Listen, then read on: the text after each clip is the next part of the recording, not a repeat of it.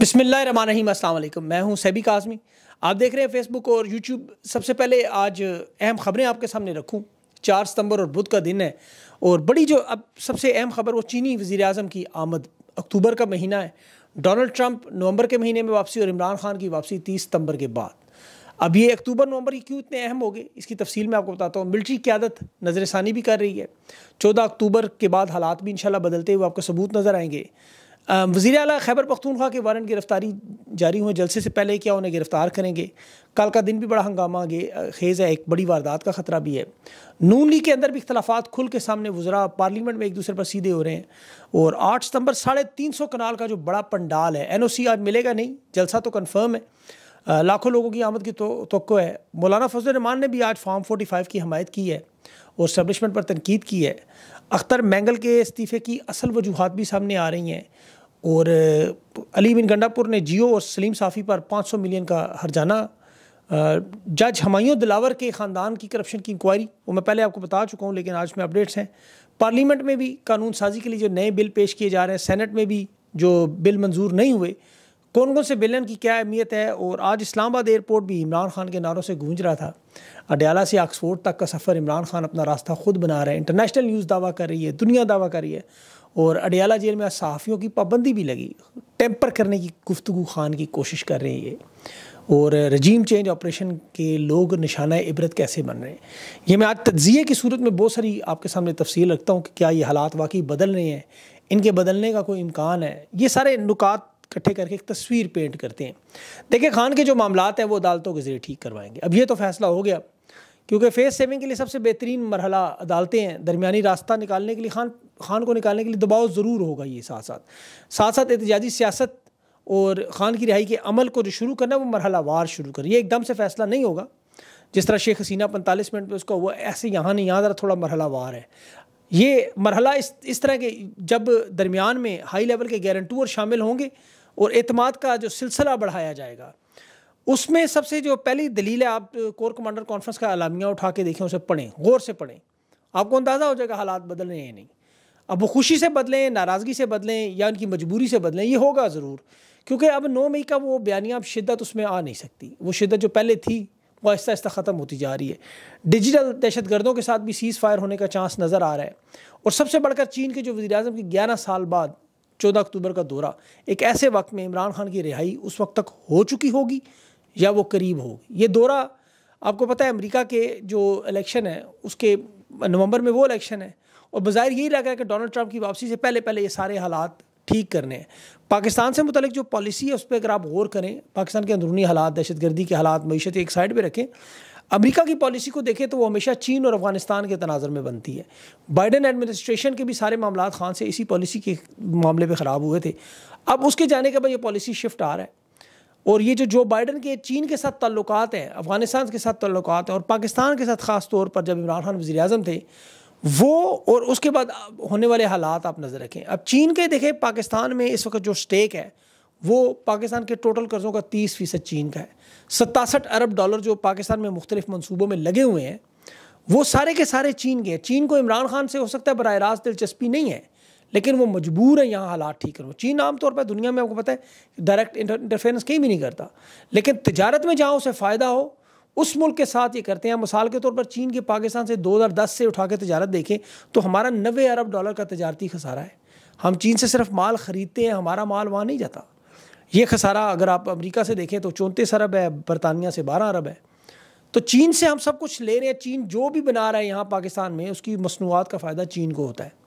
चीन की जितनी इन्वेस्टमेंट है वो सारी की सारी इन्वेस्टमेंट यहाँ पर पाकिस्तान में या तो इंडिपेंडेंट पावर प्रोवाइडर्स के नाम से कंपनियां हैं, वो इंफ्रास्ट्रक्चर है या कंस्ट्रक्शन है, रोड है, जो भी मंसूबे हैं, उसका फ़ायदा चीन को ज़्यादा, पाकिस्तान को थोड़ा बहुत है उसका, क्योंकि उसकी ट्रेड पॉलिसी है ही दुनिया में यही, ये उसका ख्वाब है शी जिनपिंग का। अब पाकिस्तान में उसके लिए ज़रूरी है कि सियासी इस्तेहकाम हो, मामलात बेहतर हो, हालात ठीक हो, उसकी तिजारत चलती रहे। एक ताजर मुल्क है। अब दूसरा, उसके जो वज़ीर ख़ारजा भी पाकिस्तान आया था, उसने आते साथ यही कहा था कि सियासी जमातों को इकट्ठा करें, मामलात ठीक करें। उनकी बात नहीं मानी गई, चीन ने पैसे नहीं दिए, शहबाज शरीफ आर्मी चीफ वहाँ गए, बात नहीं बनी, उन्होंने आगे से चीन ने कमर्शियल बैंकों ने भी भारी सूद पर भी मामला रोक दिए। अब चीन के साथ जो मामला है वो इमरान खान की रिहाई खुद इमरान खान ने 30 सितंबर को दी हुई तारीख, उसके पीछे अब आवाम की मोबिलाइजेशन है। चीन की खुद पाकिस्तान के अंदर हालात वो समझते हैं क्या है, मईशत के हालात में पता है, इंटरनेशनल दबाव ने पता है, और ये तब्दीली का जो सफ़र है आवाम के अंदर वो सब जानते हैं कि इस वक्त दुनिया भर में। ऊपर से जो 8 सितंबर का तहरीक इंसाफ का ये पावर शो, ये जलसा जिस अंदाज में इस वक्त उम्मीद की जा रही है, ये पूरे सियासी निज़ाम को उखाड़ फेंकेगा और ये बड़ा अहम मामला होगा। अब तक देखें लोगों को समझ नहीं आ रही, मैं पहले भी कह चुका हूँ कि जिस तरह शेख हसीना 45 मिनट में मुल्क छोड़ के चली गई, अगर ये ज़िद करेंगे तो मामला फिर उस तरफ चले जाएंगे। अब इस्टेब्लिशमेंट जो है वो मौजूदा लोग है, ढूंढ ढूंढ कर आपको पता है करप्ट चोर डाकू उठा के लाई, वो नाअहल भी थे और मैशत भी नहीं संभाल सके, हालात भी नहीं संभाल सके, अवाम में मकबूलियत भी नहीं बना सके। अब इन्हें जो टास्क नवाज शरीफ और शहबाज शरीफ दे रहे हैं अपनी पार्टी को कि पब्लिक में वो चीज़ें लाना शुरू करो कि हमें तो लाने वाले ये हैं, जिम्मेदार ही हैं, हमारे साथ तो ज़बरदस्ती हुई, इस्टेब्लिशमेंट के ऊपर सारा नज़ला गिराओ, सारा मलबा इनके ऊपर गिराओ। अब इक़्तिदार में बज़ाहिर तो पीपल्स पार्टी, नून लीग और MQM है, लेकिन वो कहते हैं कि हुकूमत का कोई फ़ैसला जो है वो इनका नहीं, वो इस्टेब्लिशमेंट के सारे फ़ैसले हो रहे हैं। वो अपनी नाकामियाँ, मईशत को ना चलाना, इदारों को ना ठीक कर सकना, रिफॉर्म्स ना कर सकना, आवाम को रिलीफ ना दे सकना, मईशत को बेहतर ना कर सकना, सारी की सारी ज़िम्मेदार हुकूमत अपने ऊपर नहीं, वो ये चार्ज शीट कह रही है ये सारा इस्टेब्लिशमेंट का काम है, ये सब कुछ ये कर रहे हैं। जैसे पंजाब में जुल्म सितम पंजाब पुलिस करती है, लेकिन वो कहते हैं नहीं, बराह रास्त अहकामात इस्टेब्लिशमेंट दे रही है। नून लीग ये मामला फेंक रही है और इस्टेब्लिशमेंट इस गंदगी से निकलना चाहती, ये जो गंद बना है इसे ठीक कैसे करना है। क्योंकि देखें जो मर्जी आप कर लें, बात तो आखिर टेबल पर ही होनी है, चाहे वो चीन करवाए, अमेरिका करवाए, सऊदी अरब करवाए, या खुद अकल आ जाए, मामला तो बातचीत से ही हल होंगे। जब से इन्होंने इमरान खान की हुकूमत गिराई, ये मुल्क का हाल देख चुके हैं। अब जिन्होंने हुकूमत गिराई उनका अपना भी आप इंजाम देख लें, आप देख लें ज़रा रजीम चेंज ऑपरेशन करवाने वालों, general Bajwa, Nawaz Sharif, Biden administration, काजी फायज़, इनके इस्टेब्लिशमेंट, सहूलतकार, फैसला साज इदारे, इन सब का एक एक का आप ज़रा उठा के इंजाम देखें, आपको अंदाज़ा होगा। पहले तो मईशत तो बर्बाद की गई, वो अलग है। जनरल बाजवा के हालात मिसाल के तौर पर देखें, ज़हनी हाउस अरेस्ट, ज़हनी तनाव, ज़हनी बीमारियाँ, कौम और आवाम से डर और खौफ और छुपना, दिन रात इल्ज़ामात लगना और उसका जवाब तक ना दे सकना, ये सारी बातें उन तक पब्लिक तक पहुंचती हैं। ज़हनी तौर पर वो बेचारा इस वक्त पागल हुआ हुआ है। अब खुद उनके सहाफ़ी नवाज शरीफ से जो मिलकर आए हैं वो कह रहे हैं कि नवाज शरीफ डिप्रेशन में, तन्हाई में रहता है, नवाज शरीफ आवाम से नहीं मिल सकता, लंदन से सीधा मरी के बाद निकलते ही नहीं बाहर। जो बाइडन का तीसरा किरदार, वो ज़हनी बीमार, जिस्मानी बीमार, आवाम में वो भी छुप रहा है। वो कह रहे हैं अमेरिका की सीक्रेट सर्विस मुझे कह रही है आप मुल्क आवाम को नहीं जा सकते, आपको ख़तरा है। तो ये जो कुछ भी इन लोगों ने किया, इसी तरह पूरी एक लिस्ट है इन लोगों की, मैं आपको फिर कई जो रह गए उनके नाम बता दूंगा। इमरान खान दूसरी तरफ उसकी एक झलक देखने के लिए आवाम बेताब दीवाना वार इंतज़ार करिए, लोगों का बस नहीं चलता, डियाला जेल जाकर दरवाजे उखाड़ दें, खान को निकालें, उसकी एक तस्वीर, उसकी एक आवाज़ लोगों के लिए ईद और शबरात बन जाती है। इस्लामाबाद एयरपोर्ट देखें आज खान के नारों से कैसे गूंज रहा था, अखबारात देखें, मीडिया देखें, BBC समेत इंटरनेशनल इदारे उठाएँ, रोज़ाना अडियाला जेल से ऑक्सफोर्ड तक, यूनिवर्सिटी के चांसलर तक बात, ट्विटर, इंटरनेट सारा भरा हुआ है। खान अगर चांसलर बसे बन गए तो दुनिया की मॉडर्न वर्ल्ड का एक नया एक रिकॉर्ड होगा, ये भी याद रखिएगा। क्योंकि जेल में से जीतना इलेक्शन ऑक्सफोर्ड यूनिवर्सिटी का, ये आने वाले दिनों में इस पर फिर रिसर्च हुआ करेगी, इस पर केस स्टडीज़ हुआ करेंगी। अगर ये इंशाल्लाह खान बन गया उसका चांसलर, जो कि बहुत बड़ा मामला होगा, बहुत बड़ा मामला। बहरहाल क्या होगा ये तो अल्लाह ही जानता है कि खान चांसलर बनेगा या नहीं, लेकिन इलेक्शन जीतने से पहले उसको एक मोमेंटम बनता है कि फ़ज़ा बनती है, वो बन चुकी है। अरब दुनिया के बड़े बड़े सहाफ़ी आज यही लिख रहे हैं, सब इमरान खान को ऑक्सफोर्ड यूनिवर्सिटी का चांसलर देखना चाहते हैं। तो एक तरफ तो मकबूलियत है, मोहब्बत है, दीवानगी है, चाहत है, और दूसरी तरफ इबरतनाक इंजाम के लोग। खान वहाँ एक्सरसाइज के लिए डंबल मांग रहे हैं और ये लोग नींद की गोलियाँ और शराब की बोतलें। तो ये ज़हनी सुकून देखें, इसी तरह फिर अल्लाह ताला का भी एक निज़ाम है। अब इमरान खान को तो देखें इस वजह से, इसने कैंसर का तीसरा अस्पताल कराची में ज़ेर तकमील, लोग चंदा भी दे रहे हैं और दवाएँ भी दे रहे हैं। दूसरी तरफ नौटंकी माफिया का हाल देख लें, कैंसर अस्पताल पर इल्ज़ाम भी लगाते रहे, शोहरत कम करने की प्रोपेगेंडा भी करते रहे, बदनीयत लोग हैं। वरना पब्लिक अस्पतालों के ऊपर अपने नाम कहाँ से थोबड़े लगाते, छोटे छोटे दवाखानों पे मरियम दवाखाना, यूनिवर्सिटियों के नाम बेनज़ीर शहीद, बिलावल यूनिवर्सिटी, आसफा यूनिवर्सिटी, नवाज शरीफ अस्पताल, मरियम क्लिनिक, मतलब ये कोई मेहनत की कमाई से बनाया है या आवाम से आपने इकट्ठे किए? ये पब्लिक इदारों के बने हुए अस्पताल, उसको अपने अपने थोबड़े छोड़ देने। और अब 53 अरब का मंसूबा जल्दबाजी में जो अस्पताल, कैंसर अस्पताल, सिर्फ इसलिए कि कोरोना को उसमें इश्तहार लगेंगे और फ़ायदा यही मरियम औरंगज़ेब और अज़मा बुखारी जैसे लोगों को हो जाएगा। मंसूबा ज़ाहिर है 2 साल में कभी पूरा ही नहीं होगा, वो ऊपर से मामला ख़राब होंगे।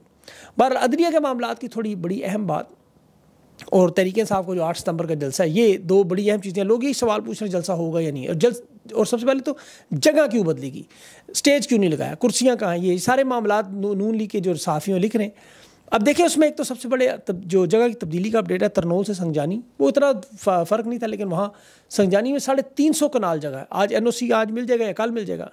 और ये जलसे की यहाँ पर बड़ी आसानी से दुनिया आएगी। तहरीक इंसाफ तो कह रही है इजाज़त ना भी मिले जलसा तो करेंगे। अब यहाँ कानून भी बना हुआ 3 साल की कैद का, याद रखिएगा, ये नया बनाया उन्होंने कल ही। तहरीक इंसाफ पर जलसा करेगी। अब स्टेज और कुर्सियाँ मेरे ख्याल में यहाँ लगाने की ज़रूरत नहीं है, कोई बहुत बड़ा इलाका है, और वैसे भी पोर्टेबल स्टेजेस मिलते हैं, वो शाम को भी लग जाते हैं एक दिन में ही। और DJ माइक, ये सारी माइनर चीज़ें, अब ये इसमें तो इतना बड़ा मामला नहीं। असल मामला शिरकत का। अली अमीन गंडापुर आज उनके ऊपर शराब केस का जो ज़मानत था उसमें पेश नहीं हुए और वारंट गिरफ्तारी हुए। वकील ने कहा जी वो सैलाब के इलाकों में दौरा कर रहे थे, वहाँ स्लिप होकर गिरे हैं और ज़ख्मी हैं, वो 6-7 दिन नहीं आ सकते। बड़ा अहम जलसा है। अगर ये तो वाकई अगर ज़ख्मी है तो और बात है, लेकिन क्या वो वाकई जलसे में फिर शिरकत करेंगे? क्योंकि जलसे का सारा मामला जो लीडिंग है वो ये कर रहे हैं, तो मेरे ख्याल में वो ठीक होंगे। ये ज़मानत के ऊपर वकील अक्सर इस तरह की चीज़ें करते रहते हैं।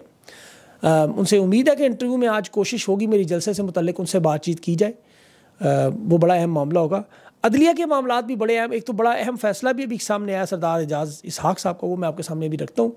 अलकादर नैब ट्रस्ट केस में 109 मिलियन पाउंड जो है वो रेफरेंस थी समात, उसमें आज सहाफ़ियों को 13 के करीब जाते हैं रिपोर्टर्स में, सिर्फ 7-8 को रोक लिया गया, 5 को जाने दिया गया। वो खान की गुफ्तगू का टेम्पर करना चाहते हैं, और यही सबसे अहम मामला खान की गुफ्तगू अब राना। अब जो गए हैं वो समा न्यूज़, एक्सप्रेस, सुनो, एयरवाई, दुनिया, आपको पता है भाई लोगों के चैनल हैं सारे, और समी इब्राहिम और साकिब बशीर को भी रोका गया है, हालांकि वो जेल इंतजामिया को ऑर्डर भी दिखा रहे हैं। उस पर फिर आज बड़ी अहम पेशरफ्त हुई है, जो जेल सुपरिटेंडेंट मानता नहीं ना बात, जस्टिस सरदार एजाज इसहाक ने, जो खान के वकला को एहतसाब अदालत में, जेल अदालत में ये रोकते हैं, सुपरिटेंडेंट या डिप्टी सुपरिटेंडेंट, वो नया जो है ताहिर शाह, इन दोनों को ज़ाती हैसियत में बुलाया और कहा कि अगर ये पेश ना हुए तो फिर जो इस्लामाबाद की हाई कोर्ट है वो इस एहतसाब अदालत को अडियाला जेल से बराह रास्त अपने दायरा इख्तियार में मुंतकिल करेगी। ये बहुत अहम मामला है, डायरेक्ट उनके कंट्रोल में। तो खान के वकील अगर आज देखें जो कानूनी हैसियत के हवाले से वहाँ मौजूद थे, अब अगर खान का कोई वकील वहाँ ना मौजूद हुआ, मतलब ना जाने दिया गया, तो वो केस भी उड़ा दिया जाएगा। तो ये बड़ा अहम होगा। हाई कोर्ट में सारे केसेस खान के इसी तरह, कोई वकीलों को जाने नहीं देते। जज बाबर सत्तार का फैसला भी वो नौजवान फैज़ान के केस में जो IG और इन सब लोगों को एफिडेविट मांगे, वो उसके घर पहुँचे हुए हैं, क्योंकि उनसे हलफनामे मांगे हुए हैं, कोशिश कर रहे हैं, लेकिन उन्हें पता ही नहीं है कहाँ किसके पास है। फिलहाल अल्लाह उसको भी बच्चे को वापस लाए। अख्तर मैंगल के बारे में इनके मनपसंद सहाफ़ी जो है वो लिख रहे हैं कि कोयटा में एपेक्स कमेटी का जो इजलास था, उस इजलास में नहीं बुलाया गया, जिसमें आर्मी चीफ, वज़ीर-ए-आज़म, वज़ीर-ए-आला, कोर कमांडर और हाई कमान थी, और इसलिए नहीं बुलाया गया कि इनका भाई जावेद मैंगल जो है वो किसी दहशतगर्द ग्रुप का सदर है, लश्कर चला रहा है। हालांकि मैंने कल परसों आपको नून लीग के MPA का बताया, BLA का कमांडर उसका भाई है। बहरहाल इसने कहा जी कि अख्तर मैंगल ने फिर इस्तीफ़ा इस वजह से दिया। तहरीक इंसाफ और फजल रहमान ग्रुप, ये सब लोग कोशिश कर रहे हैं अख्तर मैंगल को इस्तीफ़ा वापस लें। और मेरे ख्याल में बलूचिस्तान का मामला बहुत ही अहम मामला है, इसे हम लोग दरगुजर इग्नोर कर रहे हैं, ये हमें नहीं करना चाहिए। ये बिल्कुल अलहदगी पसंद की तरफ जाए। ये मौलाना फजल रहमान इस पर बड़ा ज़बरदस्त मौक़िफ़ ले रहा है कि एक तरफ आप अगर डिवीज़न कर रहे हैं, अलहदगी पसंद लोग जो कह रहे हैं वहाँ पाकिस्तान का तराना आप बलूचिस्तान में नहीं पढ़ सकते। अंदाज़ा करें क्यों, कि अलहदगी पसंद लोग इस हद तक और अवाम उनके साथ होती जा रही है, क्योंकि लोग देख रहे हैं जो जुल्म सितम हो रहा है। और दूसरी तरफ कहा जा रहा है नहीं हम ताकत से ही कुछ लेंगे उन्हें।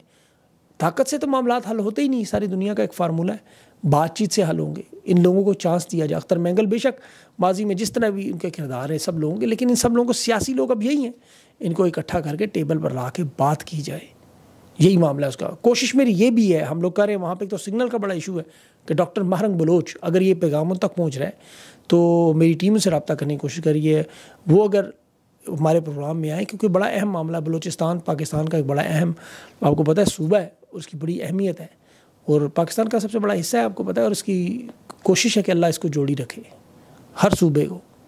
तो इस पर उनसे गुफ्तगू करनी है अगर उन तक ये पैगाम पहुँच गया तो। वैसे वहाँ सिग्नल का बहुत बड़ा इशू चल रहा है। अपना ख्याल रखें, मुझे अगले वीलॉग तक के लिए इजाज़त दें। अल्लाह हाफ़िज़।